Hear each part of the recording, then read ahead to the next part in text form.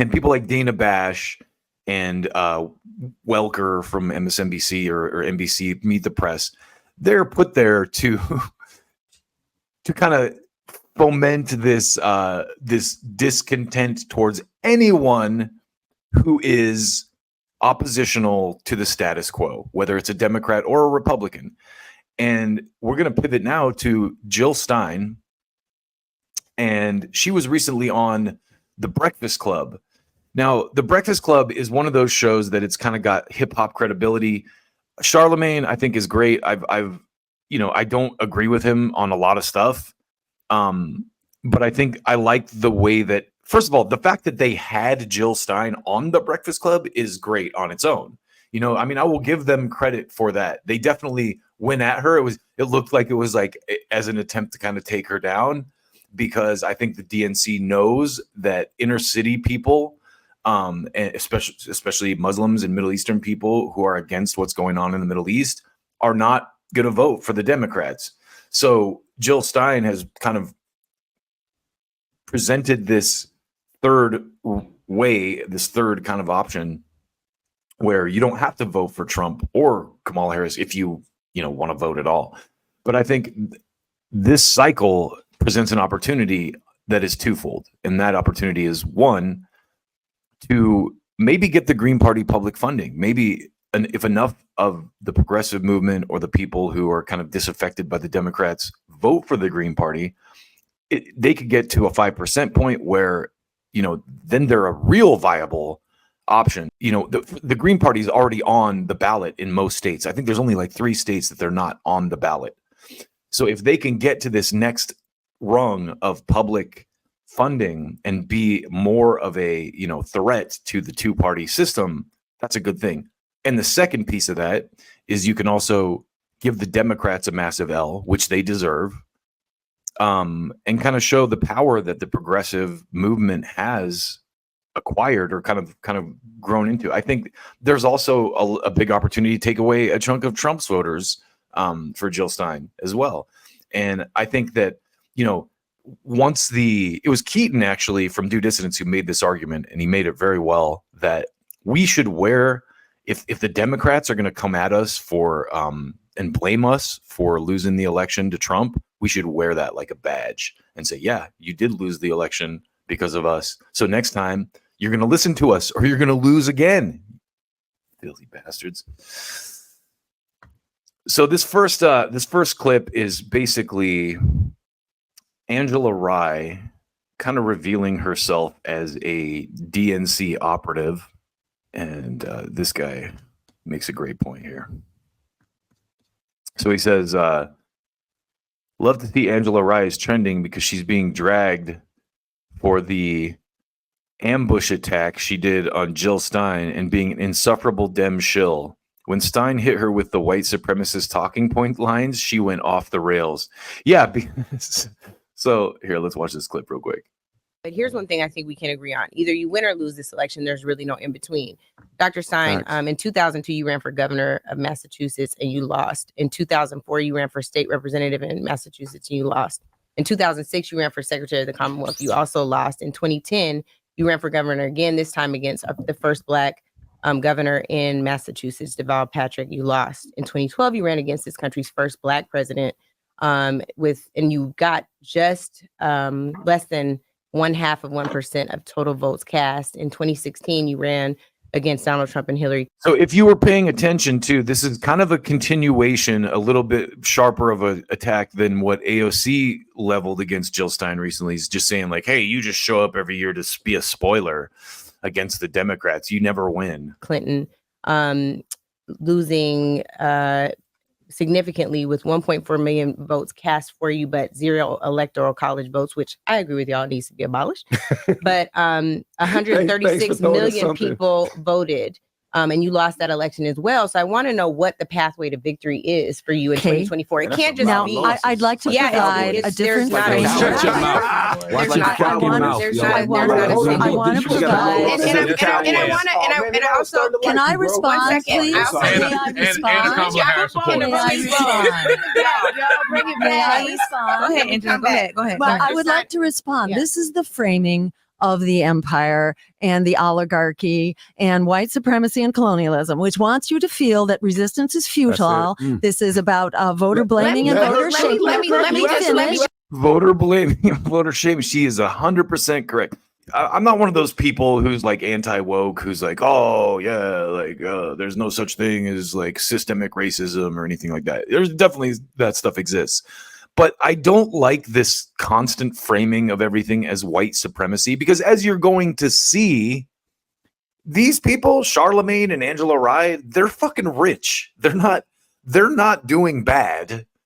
And this is a class issue. It's not a race issue. And the way that this race shit keeps getting thrown into the mix it's a fucking spoiler. It's designed to be a divider, a divisive thing. Now, issue by issue, we can talk about this, right? Like, we're going to go into the weeds really on this a little bit later, but I just hate that framing that, like, oh, white supremacy. Jill Stein is white. Like, she's out here asking people to vote for her, and she's a white woman talking about white supremacy. And so it's like, listen, can you say that there is systemic racism and that people of color have been systemically oppressed? Absolutely. Does it still exist to a large degree? Absolutely. But this whole idea that, like, since the 90s, there has been, people of color in the mainstream, maybe not in political seats as much as there is now, but, people like Maxine Waters, and there have been, we're heading in the right direction there. So I don't like that framing, but I do like the argument that Jill Stein is making here. And I think she might have even just used that word to trigger Angela Rye, and it worked. Just no. What you're not going to say is that I'm ever parroting anything at the hands of white supremacy. This is something that's very different. Even though you are, you're defending the Democratic Party, who's doing a fucking genocide and trying to start World War III with Russia, and clearly does not even have a viable president in the office. It's being run by like a shadow group of people. And you're like, oh, how dare you? Yeah, how dare you call me out for defending the status quo? I think the way that if Stein had, framed it more like you're defending the status quo because you're a comfortable, wealthy person, that would have been a much sharper. The race thing, it fucking pisses me off. Sorry. This is me asking you again. It's a binary I'm choice just in an pointing election. out that these are the talking points. No, it's these not are a the talking same point. talking This is a points. binary choice in this election. Again, no, it's not. You're pretty much getting the same thing on a lot of levels. Outside of the Trump-Vance ticket is much more, edgy. Like they're like, we're gonna get rid of. They're saying things that, even if they're not delivering on 100% on the stuff they're talking about, the fact that they're even saying this stuff on the campaign trail is massive. My talking. This is not DNC talking points. This is my research, yes, and sadly for you, this is not DNC talking points. She just gives herself away right here. The research says you have never won an election. You have been successful in pushing forward certain agendas as an advocate, but you have never won an election as a candidate. Is that a winning strategy? So, in order to win, a journey of 1,000 miles begins with one step. And in this case, it's many steps. Let me point. So again, too, the point that Jill's making is a good one, because listen, she hasn't won an election yet, but she's been in the mix enough that she has experience to know how. And it's very clear that, I'm surprised that Stein didn't ever because I watched this whole interview, and at no point does she bring up Bernie Sanders and the way that the progressive movement has been stomped the fuck out of the Democratic Party. At no point does she bring that up. I mean, that's not to take anything away from, the battle that she gave here, the fight she gave, because this was great from start to finish. One of the best Breakfast Club interviews I've seen in a while. And actually great that someone like Angela Rye is there to play a foil and to really hold her feet to the fire. And I think that she was well prepared to answer these questions, and she did a fantastic job. But let's keep going. It's 4, out. 5, 6. Let me 7 point steps. out, please, You need to compare the Green Party, not with those who are taking money from AIPAC and the War Machine and Wall Street. This guy kind of sums it up. He's got hashtag the resistance. So the thing that's cool about this is that now Jill Stein got into a platform and Butch Ware where they can talk to the disaffected Democrats on a mainstream level. And unlike Trump, they did a great job laying out why they're a good alternative. In that debate, Trump completely fumbled the ball. He let them make him mad. And instead of, articulating why he's a better alternative to Kamala Harris, he just screamed about immigrants and eating dogs and ridiculous horse shit. They're eating the dogs, the people that came in. They're eating the cats. They're eating the pets of the people that live there. And this is what's happening in our country. So this guy says, not a Jill Stein fan like that, but this was the moment when Angela Rye showed us that she's a bougie key holder, because this reaction was uncalled for. These are the Negroes that stand in the way of any black progress. They are happy with the status quo. That's exactly what if I was Jill Stein, she doesn't even have to go at the Democratic thing. She can just say, you're a defender of the status quo. Jill Stein, I will end the genocide in Gaza. I will give black people reparations. I will create multiple black Wall Streets across the country. I will fight to end the disproportionate police brutality against black people. Angela Rye. How dare you? You can pretty much, it's a safe bet that Angela Rye attends dinner parties with AOC and Chuck Schumer and all the, the Democratic national cunts. And that's why she, is taking the stance that she is right here. So here's just to go a little bit deeper here with the Angela Rye thing. Check this out. This is another little piece of research I found from Yvette Carnell. And she says, Angela Rye is our class enemy. While we're fighting for reparations and an improvement to our material quality of life, she's bragging about how well she and her bougie friends are doing. This is from 2020. I'm not impoverished. I have friends who are doing very well in this country. I have several middle-class friends who are doing very well in this country. Us needing to all be lifted out of poverty. I'm not impoverished, and I have several middle-class friends who are doing very well in this country. And so I reject the notion that we constantly need to be talking about. Yes, because she rejects the notion that this is a class thing, and she wants to dismiss that because she's doing well. So there she is, just flat out admitting it. Why she is the type of person who comes after the Green Party in the way that she does. So I want to go into Butch Ware a little bit because, wow, the more that I listen to this guy talk, the more I like him. But this is from Rashid Quelly on Twitter. He says, listening to the Breakfast Club discussion with Jill Stein, I've never seen Angela Rye this aggressive with any candidate from the Democratic Party. Never seen her loud talk or cut Democrats off from speaking. It's been clear for a long time she's a puppet of the Democrats. I mean, I can't really disagree with that. So here is a clip of Butch Ware, the man, talking about why they are an alternative to him and Stein are an alternative to the duopoly. And this is from Sabby. And she sums it up very well. Whether you vote Team Red or Team Blue, militarized fascism wins. Yes. It doesn't. Do you want your shit sandwich on a red plate or a blue plate? That's American politics.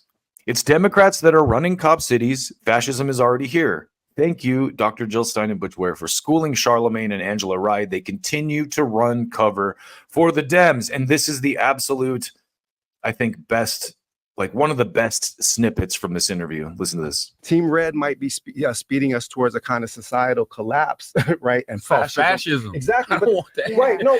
But the thing is that the truth of the matter is that imperialism and fascism are two sides of the same coin. One is the side that faces outwards, and the other is the side that faces inward. And I made a social media post before I got brought onto the team that said it this way: is that whether you vote Team Red or Team Blue, militarized fascism wins. Because the AIPAC and the weapons manufacturers are patrons of both networks.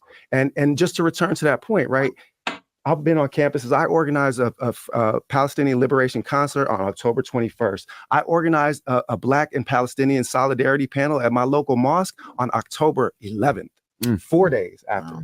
Like, your brother was not backing down. And the Zionists came for my job within the month, okay? And, you know, a Negro is still standing. So, but the point of all that is just to say that when we launched. Look at what they're doing to Venezuela. Look at what they did to Candace Owens. This campaign to try to actually bring people into this conversation. You see that this is actually where the American people stand. The American people do not want this forever war, and they do not want militarized fascists coming to their campuses to crack kids' heads open. I had to stand out in front of the encampment, and that's Democratic governor in California.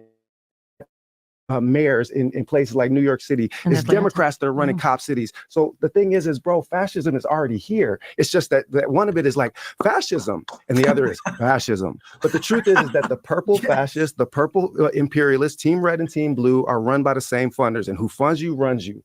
So there's a discourse about putting off fascism, but the reality is that fascism was already here because we already can't speak freely. We already have people, university presidents, losing their job under democratic regime. Nailing it. We already have kids that are lining up for peaceful protests, having their heads knocked open, or you have the cops standing to the side at UCLA so the thugs can knock kids' heads open. So I'm sorry, the fear mongering ain't gonna work on me.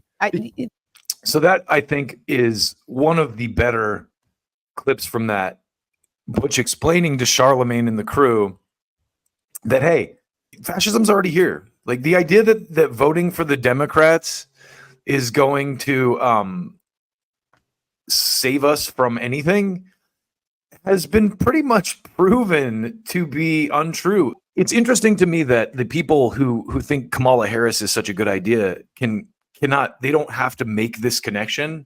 They can just kind of pretend that, you know, the last 3 years had nothing to do with her because Biden's out of the picture now. It's just a really interesting dynamic.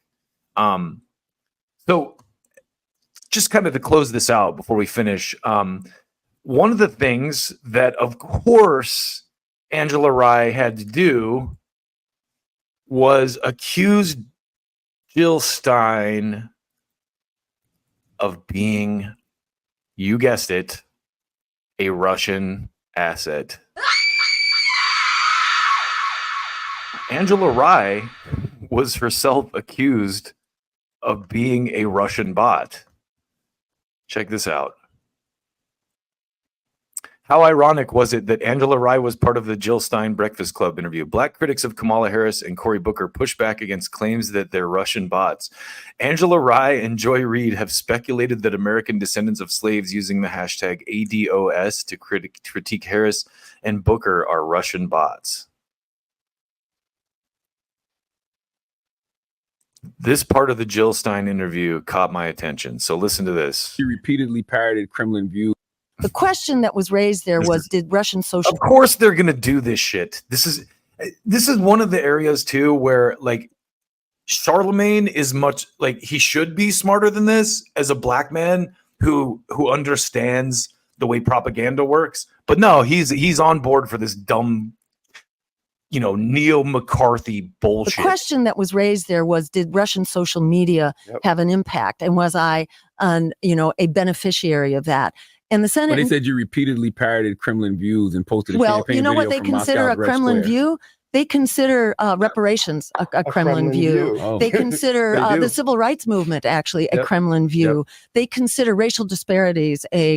Thank you, Jill motherfucking Stein. Yes. There's a great meme to sum this up, and I just want to congratulate Jill Stein on having the best response to this accusation I have heard yet. Civil rights is a Russian bot thing. You know, I'm hungry. I can't eat. There's inflation. Russian bots. People are so goddamn stupid.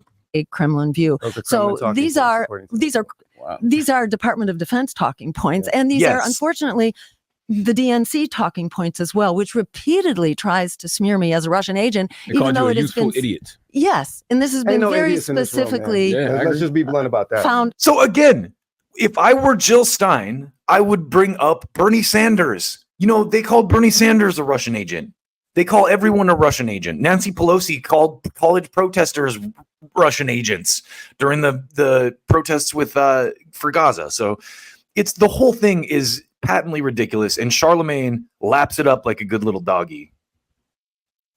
Lacking. And the report, get this, the report that was initially used to supposedly show that Russians had a social media campaign supporting me, that was written by a cybersecurity firm called the New Knowledge Corporation. New Knowledge had to disband shortly after publishing that because they were exposed for conducting an interference campaign themselves in the 2017 Senate election in Alabama.